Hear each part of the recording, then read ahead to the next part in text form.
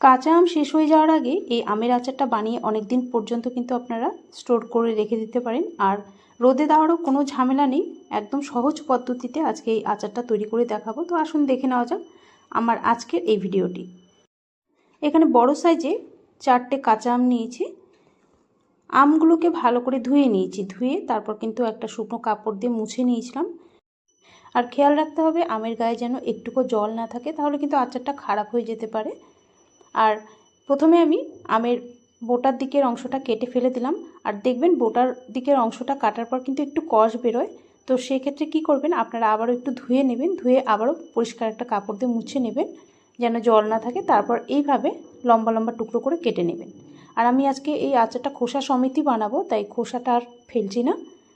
তো এইভাবে লম্বা লম্বা করে কেটে নিচ্ছি। আপনারা কিন্তু আপনাদের পছন্দ মতো সাইজের কেটে নিতে পারেন। তো আমি এইরকমই লম্বা টুকরো করে নিলাম সবগুলো আম। এই আমের আচারটা বানানোর আগে আমি একটা ভাজা মশলা বানিয়ে নিচ্ছি। তো কড়াইতে প্রথমে দিয়ে দিচ্ছি বড় 2 চামচ মৌরি, দিয়ে দিচ্ছি বড় 1 চামচ জিরে, গোটা জিরে দিয়ে দিলাম বড় 1 চামচ, আর ছোট 1 চামচ দিয়ে দিচ্ছি মেথি। এখানে মেথির পরিমাণটা আমি কম দিলাম, কারণ মেথি যদি বেশি পড়ে যায় আচারে তাহলে তেতো হয়ে যেতে পারে। আর এই আচারে মৌরির পরিমাণটা কিন্তু একটু বেশি রাখতে হবে, তাহলে আচারটা বেশি টেস্টি হবে খেতে। এই মশলাগুলোকে 30 থেকে 40 সেকেন্ড একটু ভেজে নিচ্ছি। মশলাগুলো ভাজতে ভাজতে জাস্ট একটু গরম হয়ে আসলে অফ করে দেব। তো দেখুন মশলাগুলোকে ভেজে নিলাম। এবার এটা নামিয়ে কড়াইটা এবার বসিয়ে দিচ্ছি। বসিয়ে এবার দিয়ে দিচ্ছি প্রায় বড় 3 চামচের মতো সর্ষের তেল। তেলটা গরম হলে দিয়ে দিচ্ছি ছোট 1 চামচ 5 ফোড়ন। 5 ফোড়নটা দিয়ে একটু তেলের মধ্যে ভেজে নিচ্ছি। এবার দিয়ে দেব কেটে রাখা আমের টুকরোগুলো। যেহেতু এই আমগুলোকে আমি রোদে শুকোইনি, তাই এইভাবে তেলের মধ্যে একটু নেড়ে চেড়ে নেব, এতে আচারটা ভালো থাকবে। তো সবগুলো আমের টুকরো দিয়ে দিলাম। এবার পরিমাণ মতো লবণ দিয়ে দিতে হবে। প্রায় আমি ছোট 1 চামচের মতো লবণ দিয়ে দিচ্ছি, আর সামান্য পরিমাণে হলুদও দিয়ে দিচ্ছি। এবার ভালো করে আমের সাথে লবণ হলুদটা মিশিয়ে নিচ্ছি।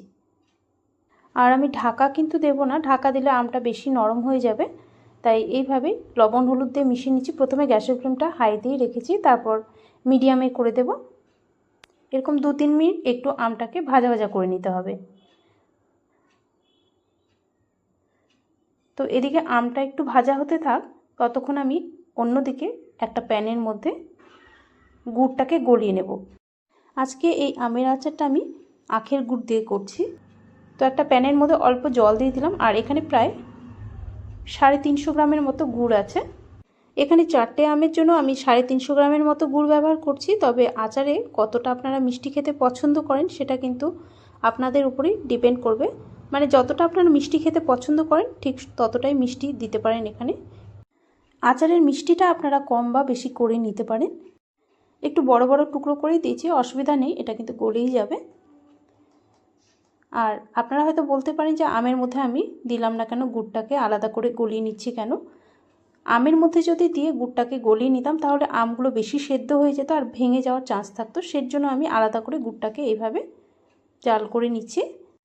খুব বেশি কিন্তু জাল করব না, বেশি আঠালো হয়ে গেলে কিন্তু আমগুলো সেদ্ধ হবে না। তাই একটু লিকুইড থাকতে থাকতে আমের মধ্যে এবার এই গলিয়ে নেওয়া গুড়টাকে ঢেলে দেব।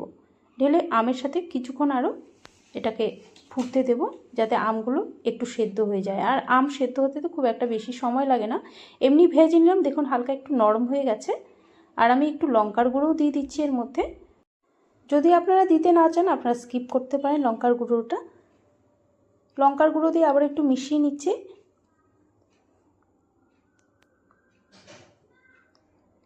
এবার যে গুড়টা গলিয়ে রেখেছিলাম সেটা এর মধ্যে ঢেলে দিচ্ছি।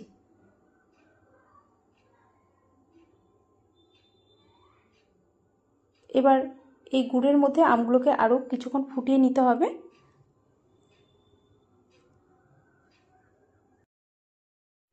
গুড় দিয়ে আরও কিছুক্ষণ একটু জাল করে নিতে হবে, যতক্ষণ না পর্যন্ত একটু আঠালো ভাব হয়ে যাচ্ছে। গুড় দিয়ে আমের আচার বানালে সেই আচারটা একটু আঠালো হলেই কিন্তু খেতে ভালো লাগে। বেশি যদি পাতলা থাকে সেটা কিন্তু খেতে ভালো লাগে না, চাটনির মতন মনে হয়। আর গুড়টা যদি একদম আঠালো হয়ে আমের সাথে লেগে থাকে শুকনো শুকনো, সেটা কিন্তু খেতে বেশি ভালো লাগে। তো যতক্ষণ না পর্যন্ত একটু আঠালো হয়ে যাচ্ছে ততক্ষণ আমি এটাকে ফুটতে দেব। আর ততক্ষণ আমি এদিকে মশলাটাও গুঁড়ো করে নিচ্ছি, যে মশলাটা ভেজে রেখেছিলাম। মশলা কিন্তু খুব মিহি করে গুঁড়ো করব না, একটু দানা ভাব রেখে গুঁড়ো করে নেব। দেখুন মশলা কিন্তু আমি পুরো গুঁড়ো করিনি, একটু দানা দানা ভাব আছে। আর এরকম থাকলে কিন্তু আচারটা খেতেও ভালো লাগে। এদিকে এটা দেখে নিচ্ছি, দেখুন এখনও কিন্তু পাতলা আছে, আরও কিছুক্ষণ ফুটতে দেব। আমি যেভাবে আচারটা বানাচ্ছি তাতে কিন্তু আচারটা বাইরে রেখে দিলেও খারাপ হবে না, 1 থেকে 2 মাস পর্যন্ত ভালো থাকবে। তবে এর থেকেও যদি আরও বেশি সময় ধরে আপনারা স্টোর করে রাখতে চান, সেক্ষেত্রে এর মধ্যে একটু ভিনিগার মিশিয়ে নেবেন, তাহলেই দেখবেন আচারটা অনেক দিন পর্যন্ত ভালো থাকবে। আর ফ্রিজেই কিন্তু স্টোর করে রাখতে হবে, তাহলে আচারটা ভালো থাকবে। আচারটা জাল করতে করতে দেখুন অনেকটাই ঘন হয়ে গেছে, আর কালারটাও কিন্তু চেঞ্জ হয়ে গেছে। কালারটাও কতটা সুন্দর এসেছে দেখুন আচারের। গুড়টাকে যদি আলাদা করে গলিয়ে তারপর এই আমের মধ্যে দিয়ে ফুটিয়ে নেওয়া যায়, তাহলে আমগুলো কিন্তু সেদ্ধ হয়ে যাবে, আবার গোটাও থাকবে। আর গুড়টা যখন এরকম একটু আঠালো হয়ে আসবে, তারপর কিন্তু এর মধ্যে ভাজা মশলার গুঁড়োটা দিয়ে দেব। ভাজা মশলার গুঁড়ো দিয়ে কিন্তু আর বেশিক্ষণ নাড়াচাড়া করা যাবে না, জাস্ট একটু মিশিয়ে কিন্তু নামিয়ে নিতে হবে। তো ভাজা মশলার গুঁড়ো পুরোটাই দিয়ে দিচ্ছি।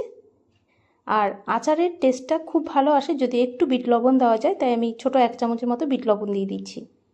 এটা দিলে কিন্তু আচারের টেস্টটা খুবই ভালো আসে। বিট লবণ আর ভাজা মশলার গুঁড়ো দিয়ে ভালো করে একটু মিশিয়ে এবার গ্যাসটা অফ করে দেব।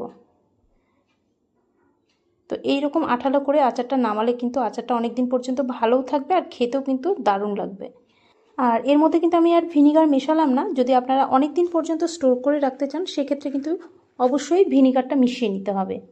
আর আমগুলো দেখুন একদম গোটাও আছে, আর আমগুলো সেদ্ধ হয়েছে। আমি একটা দেখিয়ে দিচ্ছি আপনাদের।